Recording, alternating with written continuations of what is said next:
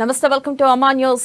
ప్రధానంగా మనం చూసుకున్నట్టయితే ఈరోజు న్యూస్ క్యాన్ లో గనక వన్ నేషన్ వన్ ఎలక్షన్ దిశగా ఇటు బీజేపీ ప్రభుత్వం ముందుకెళ్తుంది. ఒకవేళ కనుక వన్ నేషన్ వన్ ఎలక్షన్ దిశగా ముందే ఇటు మనం చూసుకున్నట్టయితే లోక్సభ ముందస్తు ఎన్నికలకు వెళ్తారా అంటూ కూడా ప్రధానంగా చర్చ జరుగుతుంది. అయితే ఈ నేపథ్యంలో ఒకవేళ లోక్సభకు ముందుకు వెళ్తే ఇటు అతి త్వరలో నిర్వహించనున్న తెలంగాణలో ఎన్నికల పరిస్థితి ఎలా ఉండబోతుంది? అయితే ఒకవేళ లోక్సభ ఎన్నికలు ముందుగా జరిగితే గనక తెలంగాణ ఎలక్షన్స్ ఇంకా వాయిదా పడే అవకాశం ఉందా అనేది కూడా ఒక సందేహం నెలకొంది. అయితే ప్రధానంగా చూసుకుంటున్నాం, మొదటి పేపర్ ఈనాడులో జమిలి దిశగా అడుగులు, ఒకే దేశం ఒకే ఎన్నికపై కమిటీ, మాజీ రాష్ట్రపతి రామ్నాథ్ కోవింద్ కు అధ్యక్ష బాధ్యతలు, కేంద్ర ప్రభుత్వం కీలక నిర్ణయం, త్వరలో సభ్యుల నియామకం, దేశవ్యాప్తంగా చర్చ, లోక్సభకు ముందస్తు ఎన్నికలు వస్తాయా? ప్రధానంగా మనం చూసుకున్నట్టయితే జమిలి దిశగా అడుగులు వేస్తుంది కేంద్ర ప్రభుత్వం. ప్రధానంగా మనం చూస్తున్నట్టయితే ఒక దేశం ఒకే ఎన్నికపై కమిటీ నిర్వహించింది. అయితే ఈ కమిటీ నేపథ్యంలో ప్రధానంగా మాజీ రాష్ట్రపతి రామ్నాథ్ కోవింద్ కు అధ్యక్ష బాధ్యతలని అప్పగించింది. అయితే చూసుకున్నట్టయితే ఈ మేరకు కేంద్ర ప్రభుత్వం కీలక నిర్ణయం తీసుకుంది. ఒకవేళ త్వరలో సభ్యు నియామకం కూడా కానున్నట్టుగా తెలుస్తుంది. ఒకవేళ కనుక వన్ నేషన్ వన్ ఎలక్షన్ దిశగా గనక కేంద్ర ప్రభుత్వం ముందుకెళ్తే అయితే లోక్సభ ఎన్నికలు ముందస్తుగా ఎన్నికలు జరుగుతాయా అంటూ కూడా ఒక కీలక చర్చ నడుస్తుంది. అయితే దేశవ్యాప్తంగా ఈ మేరకు చర్చ జరుగుతుంది. ఇంకో పక్కన చూసుకున్నట్టయితే ఎన్నో సవాళ్లు, 6 రాజ్యాంగ సవరణలు చేయాలి, సగానికి పైగా రాష్ట్రాల ఆమోదం తప్పనిసరి.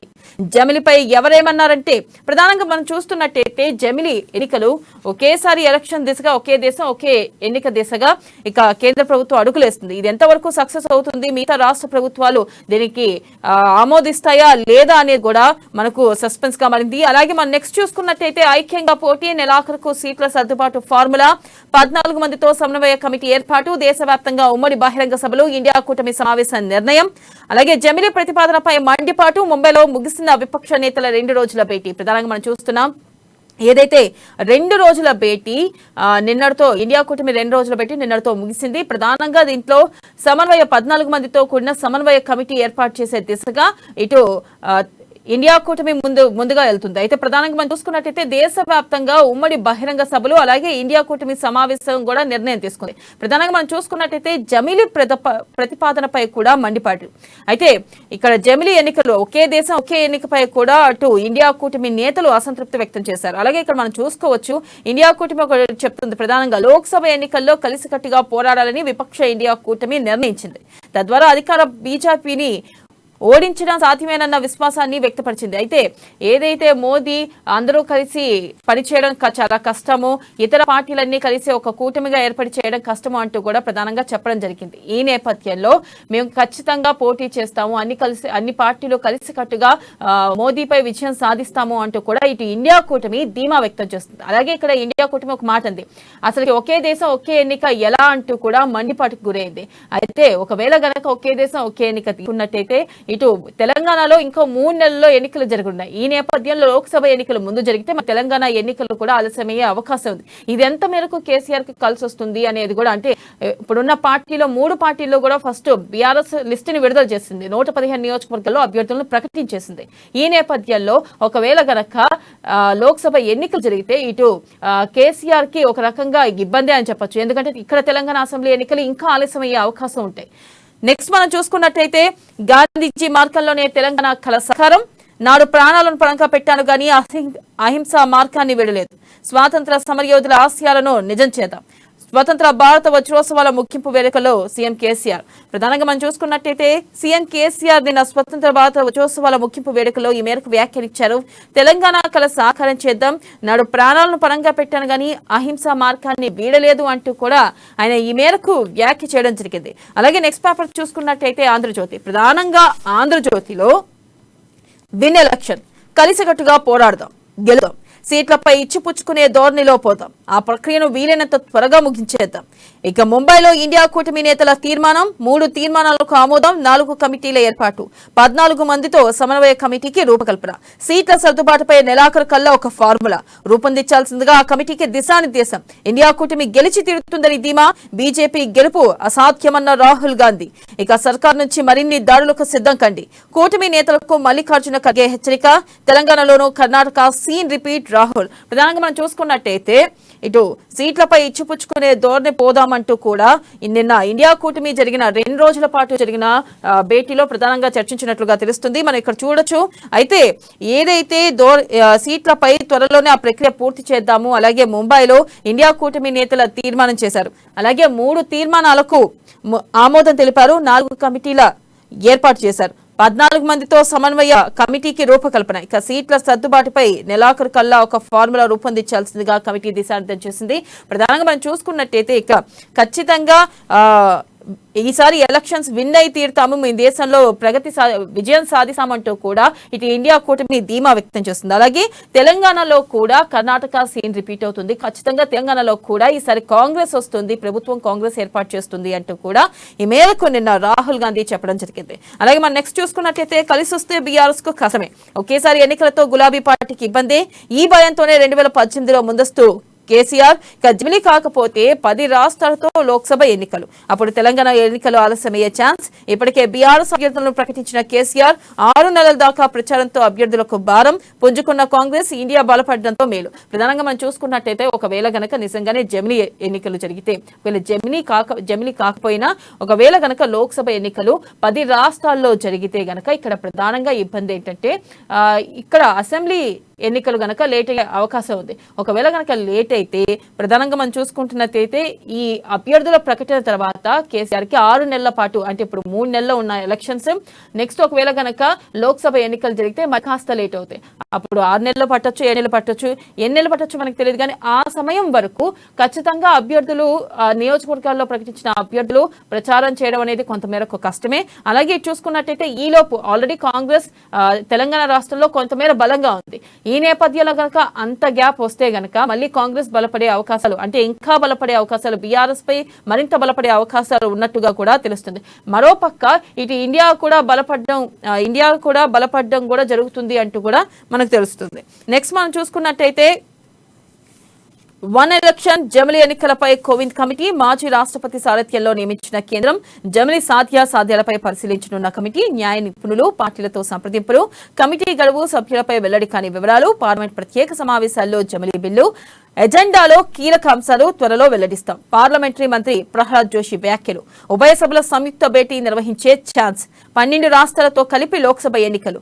ఈ జాబితాలో తెలంగాణ, ఆంధ్రప్రదేశ్, ఇండియాకు భయపడే ఈ ఎత్తులన్న విపక్షాలు. ప్రధానంగా మనం చూసుకున్నట్టయితే ఇక్కడ జమిలీ ఎన్నికలే గానీ లోక్సభ జమిలీ కాకపోయినా ఒకవేళ లోక్సభ ఎన్నికలకు గనక ముందస్తుకు వెళ్తే గనక 12 రాష్ట్రాలతో కలిపి లోక్సభ ఎన్నికలు జరగనున్నాయా? ఒకవేళ ఇది జరిగితే గనక ఇండియా కూటమికి భయపడే అంటూ కూడా ఇండియా కూటమి సభ్యులు ఆరోపిస్తున్నారు. అంటే ఇవన్నీ ఇండియా కూటమికి భయపడే ఇటు ఎన్డీఏ ప్రభుత్వం ఎత్తులేస్తుంది అని చెప్పి కూడా ఈ మేరకు వ్యాఖ్యానించడం జరిగింది. ఇక గతంలోనూ ఒకే దేశం ఒకే ఎన్నిక, లోక్సభ అన్ని రాష్ట్రాల అసెంబ్లీలకు ఏకకాలంలో ఎన్నికలు 1952, 57, 1962, 1967లో కూడా జమిలీగా నిర్వహణ. కొన్ని రాష్ట్ర శాసనసభల రద్దుతో ముగిసిన ఆ ప్రక్రియ పునరుద్ధరించాలంటూ ఈసీ లా కమిషన్ల సూచన. 2014లో నరేంద్ర మోదీ ప్రధాని అయ్యాక మళ్లీ తెరపైకి. అయితే గతంలో ఎప్పుడైతే స్వాతంత్రం సిద్ధించిన తర్వాత మనకి ఆల్మోస్ట్ 1952లో కూడా, 57లో కూడా, 62లో కూడా, 67లో కూడా జమిలీగా నిర్వహించారు. అయితే ఈ నేపథ్యంలో మళ్ళీ 2014 తర్వాత నరేంద్ర మోదీ నేతృత్వంలోనే జమిలీ ఎన్నికలు అనే ప్రతిపాదన వచ్చింది అంటూ కూడా ఇక్కడ ప్రధానంగా మనకి వినిపిస్తుంది. అయితే మనం నెక్స్ట్ చూసుకున్నట్టయితే వెలుగు. ప్రధానంగా వెలుగులో ఇవాళ నింగులోకి ఆదిత్య శ్రీహరికోట నుంచి ఉదయం 11:50 పిఎస్ఎల్వి C-57 రాకెట్ ప్రయోగం కౌంట్ డౌన్ ప్రారంభించిన ఇస్రో 4 నెలల్లో 15 లక్షల కిలోమీటర్ల జర్నీ. అంతరిక్షంలో L1 పాయింట్ నుంచి సూర్యుడిపై ఫోకస్. 7 పేలోడ్లతో బాణుడిని స్టడీ చేయనున్న శాటిలైట్. ప్రధానంగా చూసుకున్నట్టయితే చంద్రయాన్ 3 సక్సెస్ తర్వాత ఇటు సూర్యుడిపై కూడా ఇస్రో శాస్త్రవేత్తలు ఆదిత్య L1 అంటూ కూడా రాకెట్ ని ప్రయోగించనున్నారు. అయితే ఈ రోజు ఉదయం 11:50 ఈ రాకెట్ ను నింగిలోకి ప్రవేశించనున్నారు. అయితే నెక్స్ట్ చూసుకున్నట్టయితే కలిసే పోటీ ఇండియా కూటమి పార్టీల తీర్మానం. 14 మందితో కోఆర్డినేషన్ కమిటీ ఏర్పాటు. ఈ నెల 30 నాటికి సీట్ల పంపకాలు పూర్తి. భారత్ ఏకమవుతుంది, ఇండియా గెలుస్తుంది అనే నినాదంతో ముందుకు. ప్రజా సమస్యలపై దేశవ్యాప్తంగా ర్యాలీలు. అలయన్స్ లోగో విడుదల వాయిదా. ముంబైలో ముగిసిన ప్రతిపక్షాల 3వ మీటింగ్. అయితే ఏదైతే ఇండియా కూటమి నిన్న లోగో విడుదల చేస్తుంది అనుకున్నాము. అది లోగో ఇంతవరకు విడుదల కాలేదు. అయితే అది వాయిదా వేసినట్లుగా మనకు తెలుస్తుంది.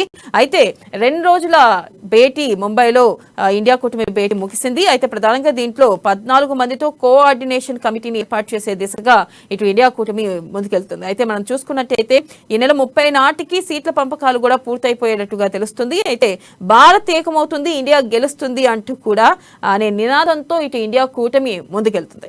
అదే నెక్స్ట్ మనం చూసుకున్నట్టయితే బీజేపీని ఈజీగా ఓడిస్తాం, దేశంలోని 60% మంది ప్రజలు మా కూటమి రిప్రజెంట్ చేస్తున్నారు రాహుల్. ఇక మా బలం చూసి బీజేపీకి భయం పట్టుకుంది. ప్రధానంగా చూసుకున్నట్టయితే దేశంలోని 60% మంది ప్రజలను మా కూటమి రిప్రజెంట్ చేస్తుందని రాహుల్ వ్యాఖ్యానించారు. అయితే ఖచ్చితంగా బీజేపీని ఓడిస్తాం ఈసారి అని చెప్పి రాహుల్ గట్టి నమ్మకంతో చెబుతున్నారు.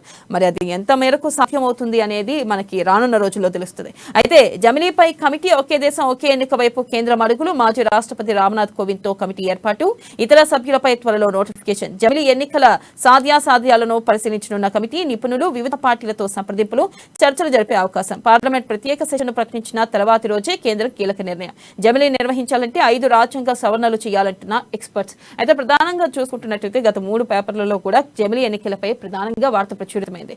అయితే ఒకవేళ గనక జమిలీ ఎన్నికలు జరగాలంటే ముందుగా కొన్ని రాష్ట్రాల పర్మిషన్, అలాగే 5 రాజ్యాంగ సవరణలు చేయాలంటూ కూడా ఎక్స్పర్ట్ చెప్తున్నారు. అయితే ప్రధానంగా ఏ రాష్ట్రాలు ముందస్తుకు వెళ్లాలో ఆ రాష్ట్రాల సంప్రదింపులు జరిపి ఆ రాష్ట్రాలతో ఒక ఒప్పందం కుదుర్చుకున్నాకే జమిలీ ఎన్నికకి వెళ్లే అవకాశం ఉన్నట్లుగా కూడా మనకు తెలుస్తుంది. అదే ఇది ఎంతవరకు సక్సెస్ అవుతుంది, ఒకవేళ జమిలీ ఎన్నికలు జరిగితే ప్రస్తుతం జరగాల్సిన 5 రాష్ట్రాల్లో పరిస్థితి, అంటే ఎన్నికలు జరగాల్సిన అసెంబ్లీ ఎన్నికలు జరగాల్సిన అది వాయిదా పడనున్నాయా మరి ఏంటి అనేది మనకి తెలియనుంది. అయితే దీనిపై పూర్తి విశ్లేషణ మనకు అందించడానికి మన రాజకీయ విశ్లేషకులు కృష్ణమూర్తి గారు ఉన్నారు, వారితో మాట్లాడతాం. కృష్ణమూర్తి చెప్పండి, ప్రధానంగా జమిలీ ఎన్నికలు తెరపైకి వచ్చినాయి. మొన్ననే మనం మాట్లాడుకున్నాం, ఒకవేళ పార్లమెంట్ సమావేశాలు మొన్ననే ముగిసే మళ్ళీ ఇటు కేంద్రం పార్లమెంట్ అత్యవసర ప్రత్యేక సమావేశాలు అంటూ కూడా నిర్వహించాలనుకుంటుంది. ఏంటి దీనికి కారణం అని మననే మాట్లాడుకున్నాం. ఈ నేపథ్యంలో ఒకవేళ జమిలీ ఎన్నికలు గనక తెరపైకి వస్తే పరిస్థితి ఎలా ఉండబోతుంది? అన్ని రాష్ట్రాలు యాక్సెప్ట్ చేస్తాయంటారా? నిబంధనల ప్రకారంగా 15 రాష్ట్రాలు ఆమోదించే వీటిని పూర్తి చేసేందుకు రాజ్యాంగంలో ఒక క్లాజ్ ఉంది. మెజార్టీలో 50% రావాలి. ఆ 50% ఖచ్చితంగా, అంటే బీజేపీ పాలిత రాష్ట్రాలే ఉన్నాయి కాబట్టి దేశంలో ప్రస్తుతం బీజేపీ పాలిత 15 కన్నా ఎక్కువనే ఉన్నాయి. కొన్ని రాష్ట్రాలు అంటే విపక్ష పార్టీలో ఉన్నటువంటి మరికొన్ని రాష్ట్రాలు అది జమిలీ ఎన్నికలకు కొంత సుముఖంగా ఉన్నాయి. కాబట్టి ఈ కేంద్ర ప్రభుత్వం అనుకుంటే నిబంధన ప్రకారం కొంత రాజ్యాంగంలో కొన్ని సవరణ చేయాల్సిన అవసరం ఉంటుంది. రాజ్యాంగం వాటిని పార్లమెంట్ లో ప్రవేశపెట్టి సభ్యుల ఆమోదంతో సవరణ చేసి రాష్ట్రపతి ఆమోదం పొందితే ఖచ్చితంగా జమిలీ ఎన్నికలు అప్పుడు మార్గం. కారణం ఏంటంటే రాష్ట్రాలు ఇవ్వాల్సిన అవసరం 15 రాష్ట్రాలు పూర్తి స్థాయిలో ఆధీనంలో ఉన్నాయి. మిత్రపక్షం కూడా మిత్రపక్ష పార్టీతో కలిసి కాకుండా బీజేపీ సొంతంగా ప్రభుత్వాలు ఏర్పాటు చేసిన రాష్ట్రాలు ఉన్నాయి కాబట్టి ఇది సాధ్యమవుతుంది. ఈ విషయాలన్నింటినీ కొంత దృష్టిలో పెట్టుకున్న తర్వాతనే ప్రభుత్వం ఇదే సరైన సమయం. జమిలీ ఎన్నికలకు అనుకున్నట్టుగా అంటే 1 నేషన్ 1 ఎలక్షన్ అని ఒక విప్లవాత్మకమైన వాస్తవాలు ఈ సంస్కరణ తీసుకొచ్చి చరిత్రలో నిలుచుకోవాలని స్పష్టమవుతామని అందులో భాగంగానే హడావిడిగా పార్లమెంట్ సమావేశం ఏర్పాటు చేసుకోవడం, బిల్లులతో పాటు ఈ బిల్లు కూడా ప్రవేశపెట్టుకోవడం, అంతకంటే ముందుగానే సుప్రీంకోర్టు మార్గదర్శకాలు అనుకోండి, మన రాజ్యాంగంలో ఉన్నటువంటి కొన్ని నిబంధనల ప్రకారంగా అధ్యయనం చేయడం, పార్టీలతో అభిప్రాయం ఇస్తాం, ఏకాభిప్రాయం పాలి.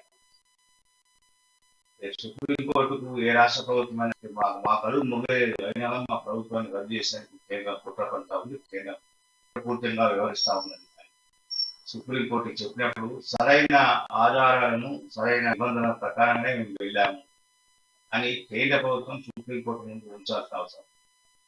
కాబట్టి వీటన్ని దృష్టిలో పెట్టుకొని అక్కడ ఒక కమిటీలో వేశారు మాజీ రాష్ట్రపతి రామ్నాథ్ కోవింద్ గారి నేతృత్వం. ఆ కమిటీ కొంతమంది సభ్యులను కూడా వేస్తున్నట్టు ఈ సభ్యులను ఈ రోజు రేపు వాళ్ళ పేరు కూడా వచ్చే అవకాశాలు ఉన్నాయి. అంటే ఆ సభ్యులలో వీరంతా కూడా ఆ రామ్నాథ్ నేతృత్వంలోని సభ్యుల బృందము అనేక రాష్ట్రాలకు వెళ్ళి అక్కడి ప్రభుత్వాలు, అక్కడ ఉన్నటువంటి పాలకులు, అక్కడ ఉన్నటువంటి విపక్ష పార్టీలు, ముఖ్యులు, కొంతమంది నిపుణులు, కొంతమంది ఎక్స్పర్ట్స్ వీళ్ళతో కూడా భేటీ అయి చర్చించి వాళ్ళ అభిప్రాయం తీసుకుంటారు. అంటే ప్రస్తుతం ఉన్న ఎన్నికల వ్యవస్థ, ప్రస్తుతం జరుగుతున్న ఎన్నికల తీరు, వీటన్నింటి మీద కొంత వాళ్ళు వివరించి ఏకకాలంలో ఒకే ఎన్నిక అన్ని స్థాయిల్లో నిర్వహించడం ద్వారా వచ్చే ప్రయోజనాలు దేశానికి ఉపయోగపడే విధంగా ఉంటాయి అని వివరించి వాళ్ళతో ఆమోదం తెలిపేది వాళ్ళు తీసుకునే అవకాశం ఉంది. వీటన్నిటిని కూడా ఒక డ్రాఫ్ట్ రూపంలో తయారు చేసినటువంటి కొంత అభిప్రాయాలు తెలుసుకున్న తర్వాత ఒక డ్రాఫ్ట్ రూపంలో తయారు చేసి ఆ కమిటీ కేంద్ర ప్రభుత్వం సమర్పించే అవకాశం ఉంది. ఆ కేంద్ర ప్రభుత్వం సమర్పించిన నివేదికను కేంద్రము జమిలీ ఎన్నికలకు వెళ్ళాలా వద్దా అనే విషయాల్లో కొంత నిర్ణయం తీసుకుంటే అక్కడ కూడా కేంద్రం కొంత కసరత్తు చేసే అవకాశం.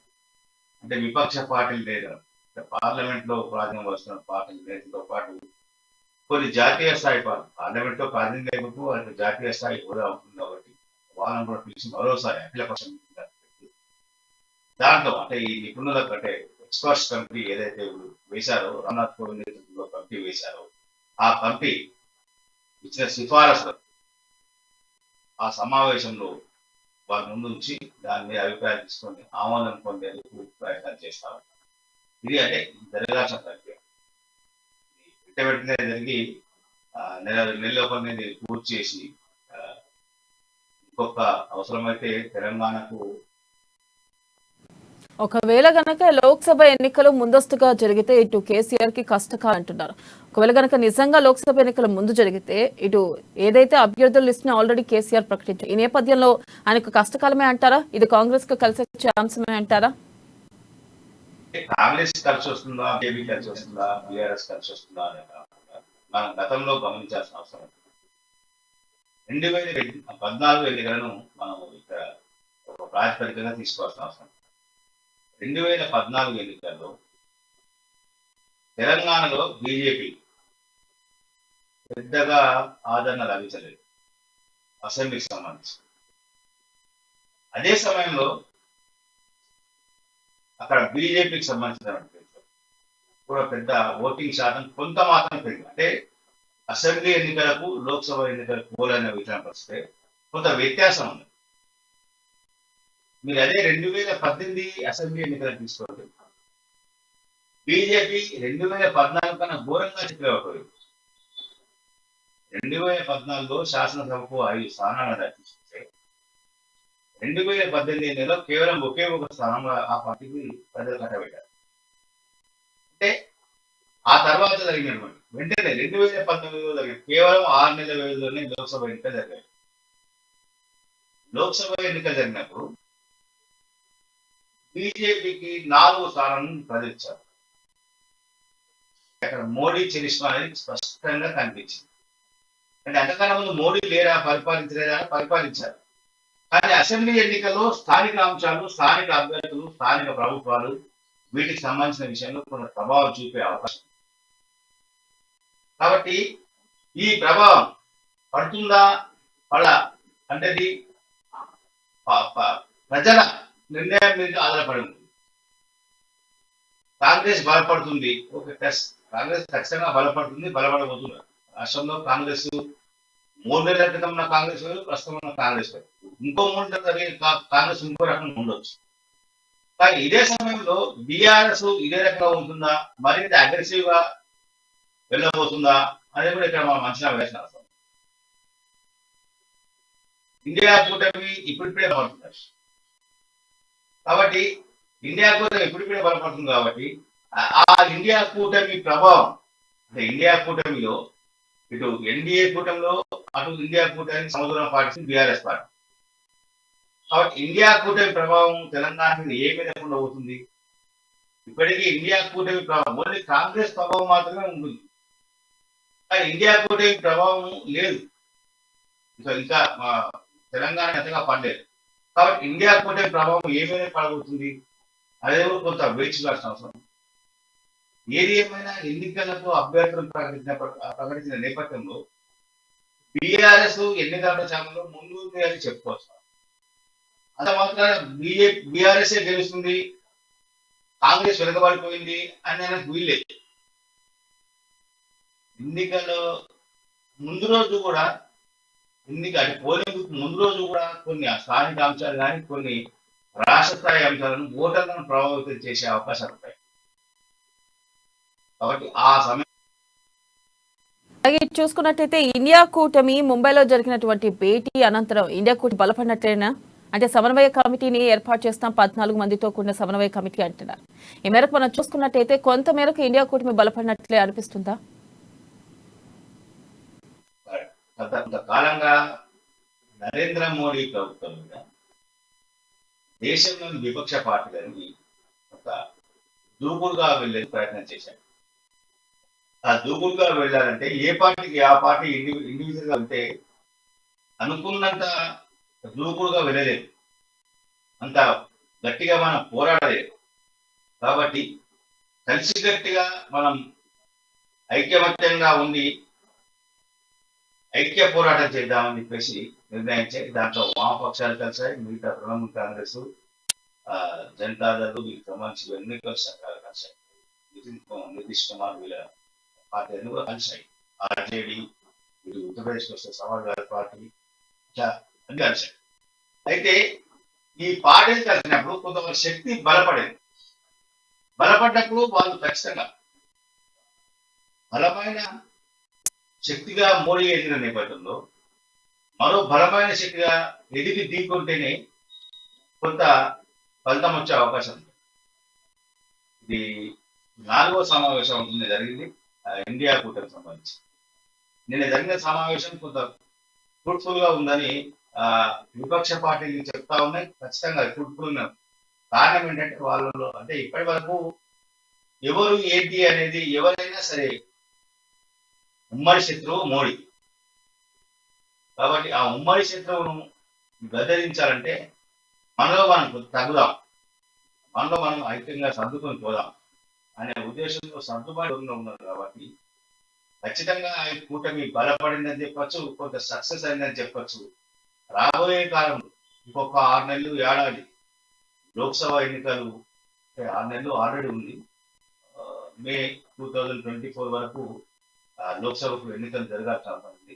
కాకుండా 2025 లో ఎన్నికలు ఒకవేళ జమిలీ ప్రక్రియ ప్రారంభించి జమిలీ ప్రక్రియతోటి అంటే ఎన్నికల కమిషన్ కు అనుమతి తీసుకోవడమా, లేదా సుప్రీంకోర్టుకు వెళ్ళి అనుమతి తీసుకోవడమా, లేదంటే పార్టీలన్నీ ఏకగ్రీవ తీర్మానం చేసి పార్లమెంట్ లో ప్రవేశపెట్టి కొంత ఎన్నికల వాయిదా వేసుకున్నాం, అన్ని రాష్ట్రాలను కలుపుకొని పోయి ఎలక్షన్ నిర్వహించాలనుకున్నప్పుడు కొంత సమయం పడితే ఖచ్చితంగా ఆలోగా విపక్ష కూటమి ఇండియా కూటమి బలపడి మోడీకి బలమైన ప్రత్యర్థిగా తయారయ్యే అవకాశం ఉంది. మరో ప్రత్యామ్నాయ పార్టీగా తయారు.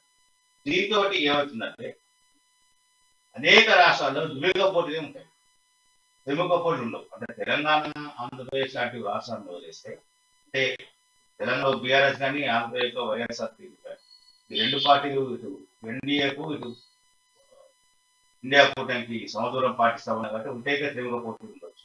కానీ మిగతా రాష్ట్రాలు బీహార్ లాంటి రాష్ట్రాల్లో బీహార్లోని అన్ని పార్టీలు ఇండియా కూటమి వైపు వెళ్ళాయి. బీజేపీ నుంచి కొన్ని పార్టీలు అంటే యూపీలో కూడా అదే రకంగా ఉన్నటువంటి పరిస్థితి ఉంది.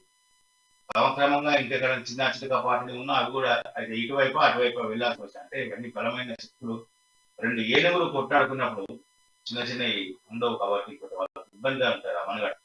కాబట్టి వీళ్ళందరూ కూడా ఏదో ఒక పార్టీలోకి వెళ్లాల్సిన ఉంది, ఏదో ఒక కుటుంబంలో చేరాల్సిన అవసరం ఉంది. కాబట్టి చాలా చోట్ల ముఖాముఖి పోటీలో డి అంటే డి అనే విధంగా పరిస్థితి ఎదుర్కొనే అవకాశం ఉంది. కాబట్టి అప్పుడు కొంత ఎన్డీఏ మనం అనుకున్నట్టుగా నరేంద్ర మోడీ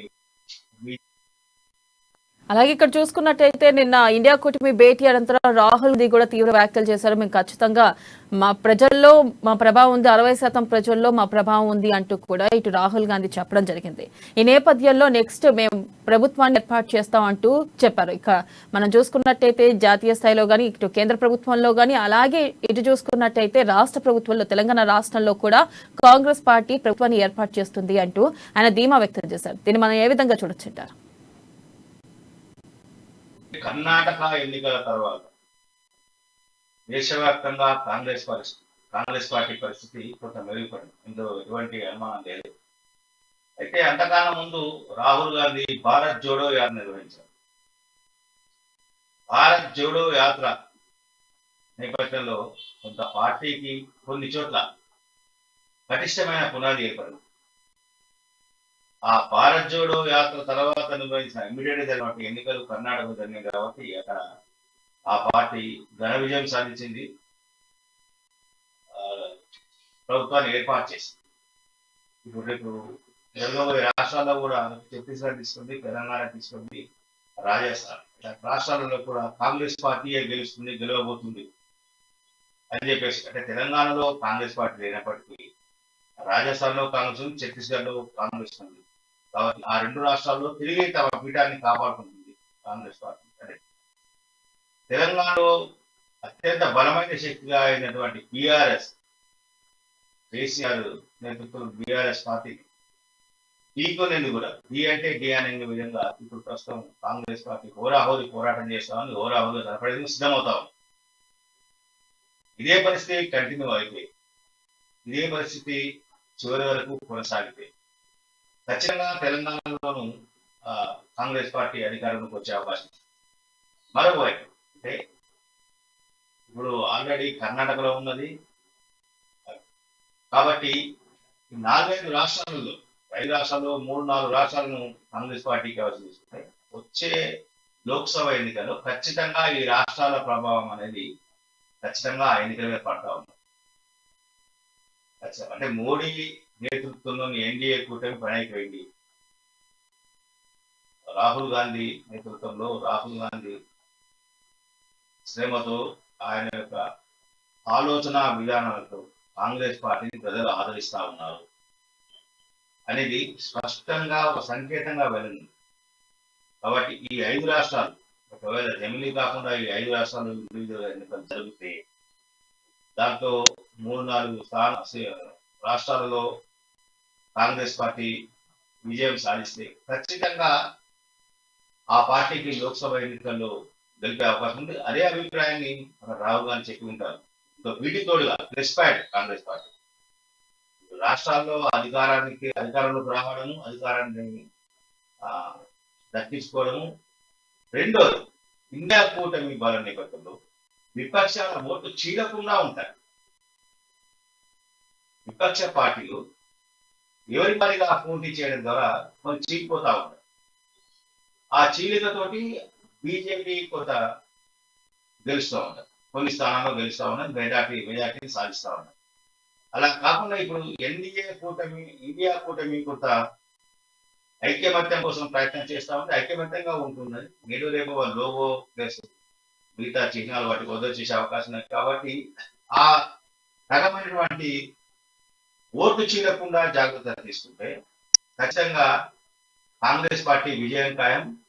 మోడీ ప్రభుత్వం పైన ఆయన చేస్తున్న పోరాటం కొంత సఫలీకృతమయ్యే అవకాశం ఉన్నాయి. ఇండియా కూటమికి బలం లేదు, దాని పార్టీలు ఐక్యంగా ఉండవు, గతంలో ఎన్నో ప్రయోగాలు చేశారు, ఆ కూటమి నాయకులు ఎవరు అంటూ వస్తున్నటువంటి ప్రశ్నలన్నిటి కూడా ఈ గెలుపుతోటి సమాధానం చెప్పేందుకు ఇండియా కూటమి ఐక్యంగా ఉండి పనిచేస్తే కొంత లబ్ధి చేకూర్చే అవకాశం ఉంది. వాళ్ళు అధికారంలోకి వచ్చే అవకాశం ఉంది ఇండియా కూటమి. ఆ కూటమి ఏర్పడి అధికారంలోకి వచ్చిన తర్వాత వాళ్ళు ప్రధాని ఎవరు, ఎలా రైట్ కృష్ణమూర్తి, థ్యాంక్ యూ. మరి ప్రధానంగా చూసుకున్నట్టయితే 1 నేషన్ 1 ఎలక్షన్ దిశగా ఇటు కేంద్రం అడుగులు ముందుకు వేస్తుంది. అయితే ఇది ఎంత మేరకు కలిసి వస్తుంది, ఇతర రాష్ట్రాల నాయకులు ఏమంటారు, దీనిపై ఇతర రాష్ట్రాల ప్రభుత్వం ఒప్పుకుంటుందా, లేదా అనేది మనకి త్వరలోనే తెలియనుంది. ఇది news can. Keep watching Ama news. నిజం కోసం క్షణం కోసం.